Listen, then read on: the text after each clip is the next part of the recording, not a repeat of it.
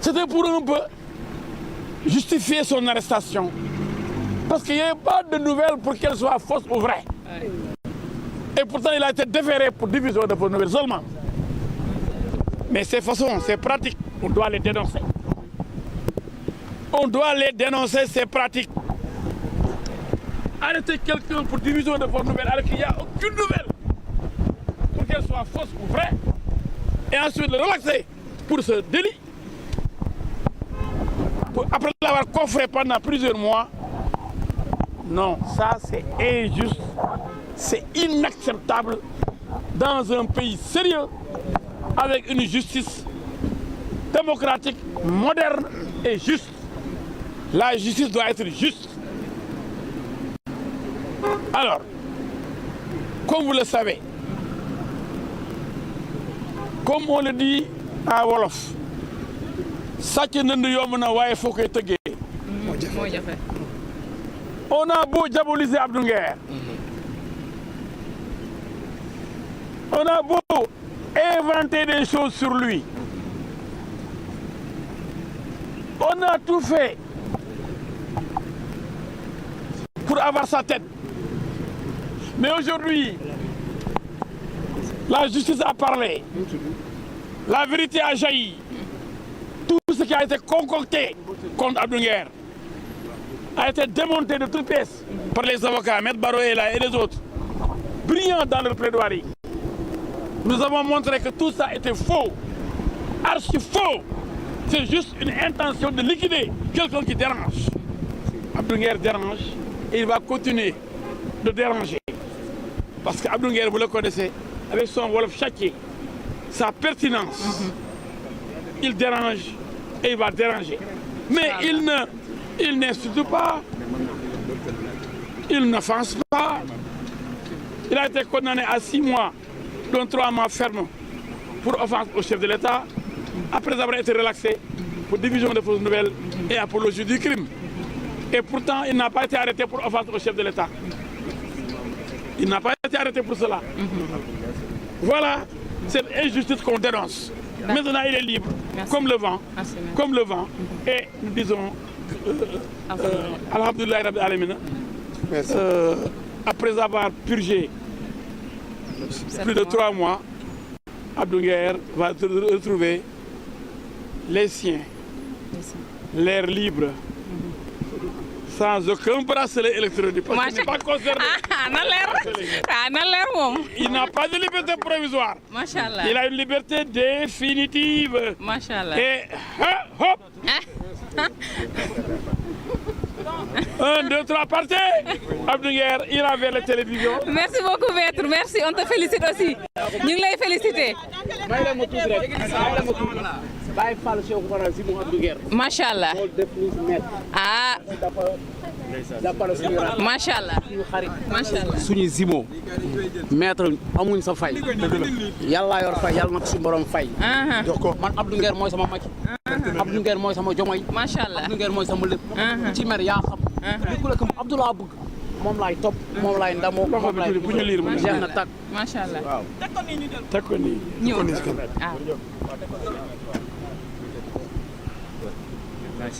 Merci beaucoup. jox ko maa ngi leen sant bu baax.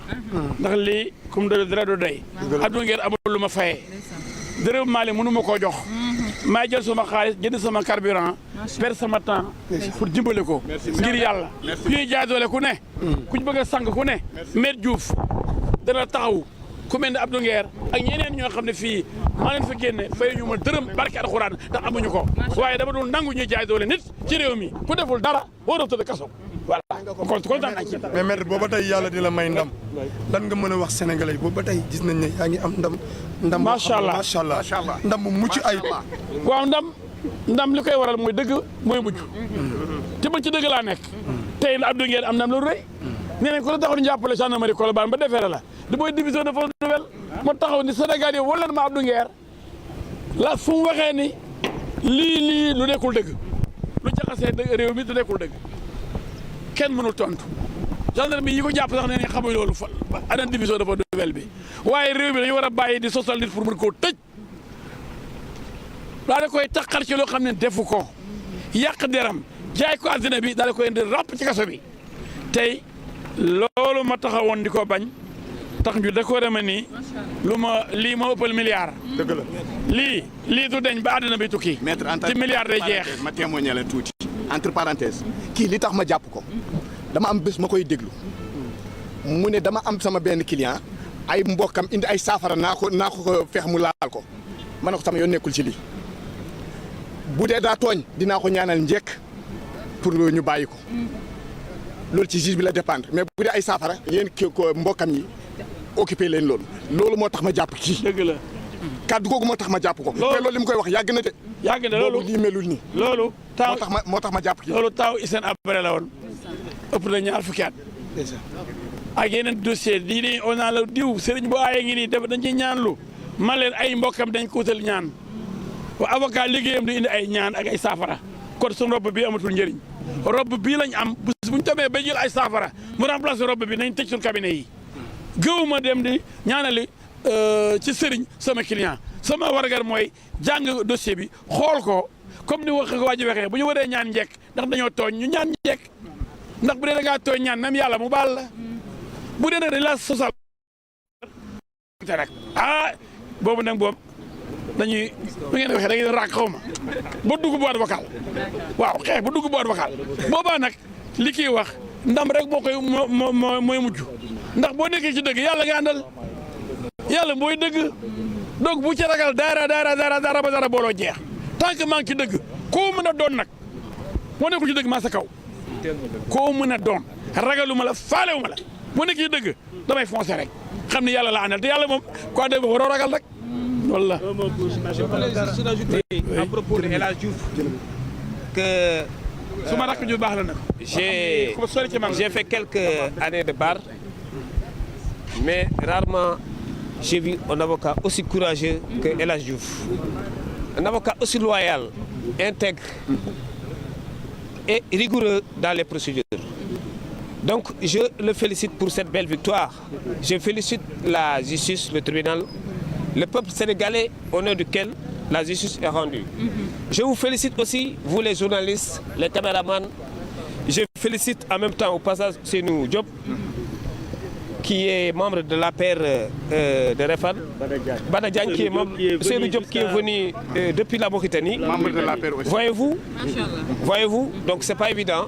Donc c'est des hommes qu'il faut saluer, qu'il faut remercier et dire que sous cette pluie fine, on espère que ça annonce l'espoir d'un Sénégal nouveau, un Sénégal dans lequel les libertés publiques ne seront pas massacrées, sacrifiées sur l'autel des pouvoirs exorbitants du droit commun qu'a aujourd'hui l'accusation de par sa police et la gendarmerie.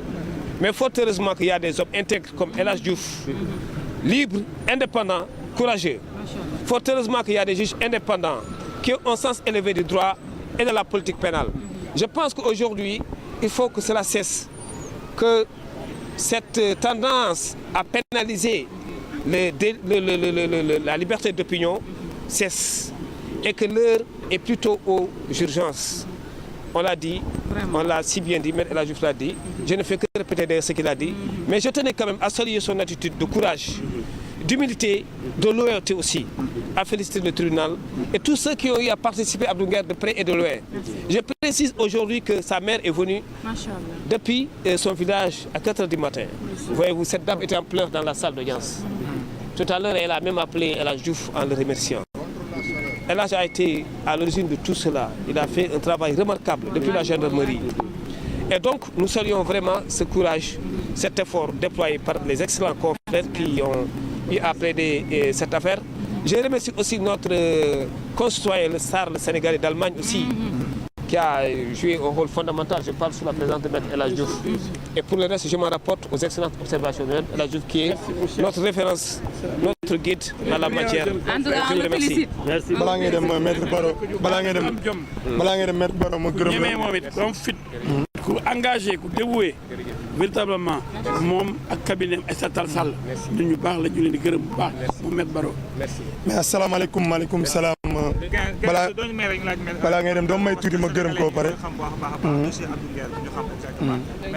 ginnaaw bi la nuyuwaatee lan la mën a jàpp ci mbiru Abdou Nguer ak lan la yoon tey daal di kii daal. xanaa nga tardé ñu wax naa ci ba pare.